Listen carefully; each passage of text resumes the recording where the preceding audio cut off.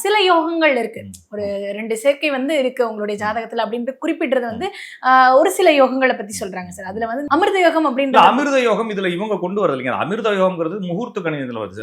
நாம யோகம், சிவயோகம், அமிர்த யோகம்னா அது முகூர்த்தத்துல வருது. கிரகங்களுக்கான அமிர்த யோகம்ன்ற பேர் எங்கேயுமே இல்ல. ஓகேங்களா? அமிர்த யோகம்ங்கிறது வந்து முகூர்த்தத்துல வரும், பஞ்சாங்கத்துல வரும். ஜாதகத்துல அந்த அமிர்த யோகம் இல்ல, வரல. இப்ப குரு சண்டால யோகம் அப்படின்ற சொல்றாங்க சார். அதுல வந்து 2 கிரகங்களுடைய சேர்க்கை வந்து ஒரு விதமா சொல்றாங்க சார். எந்த 2 கிரக சேர்க்கை வந்து பாதிப்பையும், எந்த 2 கிரக சேர்க்கை குரு சண்டாலங்கிறது வந்து சண்டாலங்கிறது ராகு தான். குரு ராகுவோட சேர்ந்தா குரு சண்டாலம் தான். ஓகேங்களா? குரு சண்டாலங்கிறது வந்து குரு ராகு. குரு ராகு இணைஞ்சுன்னா ஜாதகர் பிறக்கும் பொழுது 6 மாசத்துக்கு முன்னாலே குடும்பத்துல துர்காரியம் நடந்திருக்குன்னு அர்த்தம். சரிங்களா? ஜாதகர் எப்பவுமே அமானுஷ்யமான சிந்தனையில இருப்பாரு, எப்பயுமே வந்து நெகட்டிவ் தாட்டோட இருப்பாரு.